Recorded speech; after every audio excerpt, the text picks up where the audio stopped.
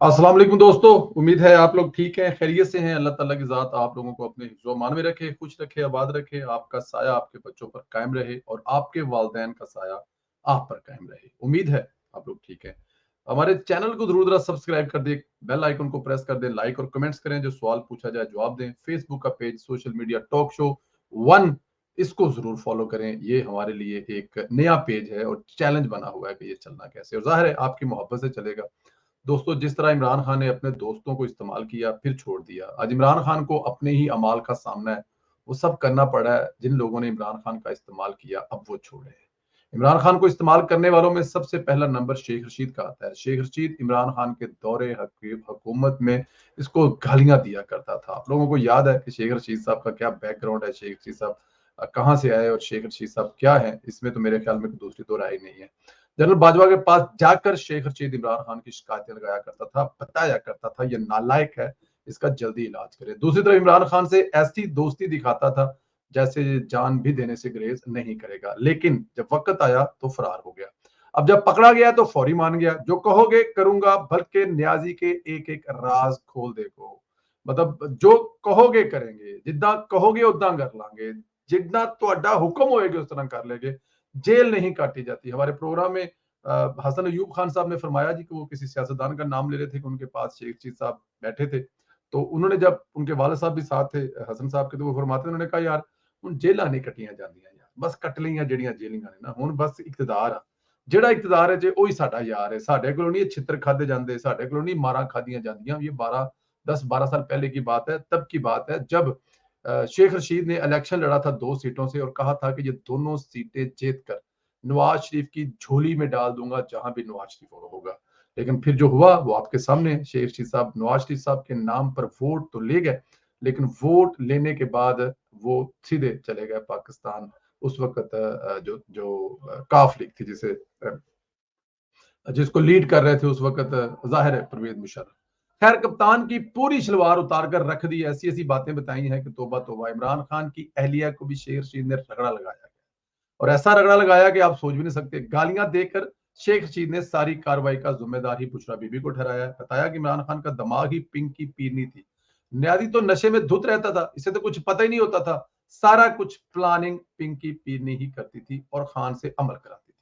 शेख रशीद से मुतल्लिक पता चला है कि न्याजी की टल्ली खड़काने आ रहा है, किसी टीवी चैनल पर इंटरव्यू देगा या फिर प्रेस कॉन्फ्रेंस करेगा। बहरहाल शेख रशीद जो भी करेगा कमाल करेगा, क्योंकि वो न्याजी की पतलून उतारेगा जिसमें शेख रशीद को इमरान खान ने मुखालफिन पर बकवास करने के लिए रखा हुआ था। अब वही शेख रशीद न्याजी की पैंट उतारेगा। सोचें क्या मंजरनामा होगा। शेख रशीद जैसे किरदार का वैसे ही सियासत में खात्मा होना चाहिए। इन लोगों ने मुल्क को, कौम को तबाह किया है, सियासत गंदी की है। ये वही लोग हैं जो चोर रास्ते तलाश करके देते हैं, और इनके अपने तमाम रास्ते अब बंद होने चाहिए ताकि ये दोबारा कोई इस किस्म का काम ना कर सके। ज्यादा नहीं कहूंगा, छोटे से लफ्ज हैं, इसमें आप लोग मतलब निकाल लीजिएगा। शेख रशीद साहब जैसों की मिसाल सियासतदानों में ऐसे ली जाती है कि ਇਹਨਾਂ ਨੂੰ ਆਪਣੇ ਬੂਹੇ ਤੇ ਬੰਨ ਲਓ ਤੇ ਇਹ ਫਿਰ ਤੁਹਾਡੇ ਸ਼ਰੀਕਾਂ ਤੇ या ਤੁਹਾਡੇ मुखालफां ਤੇ ਭੌਂਕਣਗੇ, और अगर उन्होंने बांध लिया तो ये तुम लोगों पर भौंकेंगे। इसलिए शेख रशीद साहब को अपनी पार्टी में लोग लेते हैं कि अगर हमने इसको अपने दरवाजे पर ना बांधा तो ये फिर उनके दरवाजे पर बंद जाएगा और फिर हम पे भौंकेगा। बेहतर है कि ये उन पर भौंके और हम इसको बांध देते हैं। इसमें से बाकी चीजें आप खुद निकाल लें, इससे ज्यादा मेरा नहीं ख्याल मैं इसके बारे में कुछ कहूंगा।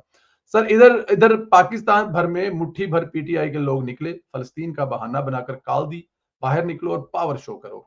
पीटीआई को लगता था न जाने कितने हजार लोग निकल आएंगे, फिर दावा करेंगे देखो खान की मकबूलियत आज भी कायम है। मुट्ठी भर लोग निकले, वो भी पीटीआई के झंडे उठाकर लाए। इजाजत न होने के बायस पुलिस ने कैदियों को वैन में डाले, साथ ले गए। बैरून मुल्क बैठे पीटीआई के हैंडल को यह कोशिश भी बुरी तरह नाकाम हो गई। अब फिर सोशल मीडिया पर इमरान खान की जेली जो मकबूलियत है उसको वो जाहिर है साबित करने की कोशिश में लग जाएंगे, लेकिन फिलहाल ऐसा कुछ होता हुआ नजर नहीं आ रहा। इमरान खान साहब की टल्ली बच चुकी हुई है। इमरान खान साहब जो है ना वो खत्म हो गए हुए हैं। वो जो इमरान खान की मोहब्बत में लोग थे वो ज्यादा से ज्यादा ये कर सकते हैं कि वोट डालने बाहर नहीं आएंगे, इसके अलावा वो कुछ नहीं करेंगे कि हम इमरान खान को नहीं वोट देंगे तो किसी को वोट नहीं देंगे।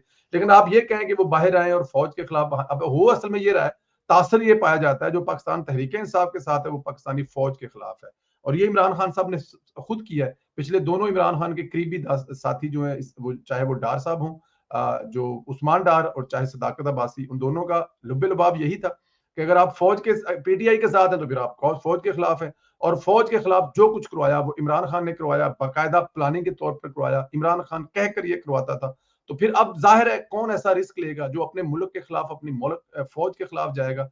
तो इसलिए अब ये जो प्रोटेस्ट करने और बाहर निकलना और लिबर्टी चौक रोकना वो गल्लां पुरानियां हो गई ने। हुण मावां जड़ियां ने वो बाल जमने बंद करते ने। हुण अज तो बाद वो बाल नहीं जमन के जड़ियां मावां जमदियां होंदियां सन। खैर, इधर मियां नवाज शरीफ साहब की वापसी और इस्तकबाल की तैयारियां हतमी मराहल में दाखिल हो चुकी हैं। मरियम नवाज दिन रात मेहनत कर रही हैं, डोर टू डोर मुहिम चला रही हैं, मीटिंग्स कर रही हैं। आज उन्होंने सिंध में लोगों से ऑनलाइन मीटिंग की, खिताब किया। इसके अलावा मुस्लिम लीग नून ने 21 अक्टूबर को ग्रेटर इकबाल पार्क जलसे के लिए इंतजामिया को जो दरखास्त है वो भी दे दी है।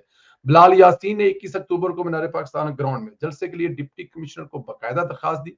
दरखास्त में 15 अक्टूबर से 21 अक्टूबर तक इंतजाम और जलसे की इजाजत मांगी है। नवाज शरीफ एयरपोर्ट से बजरिया हेलीकॉप्टर जलसा गाह आएंगे।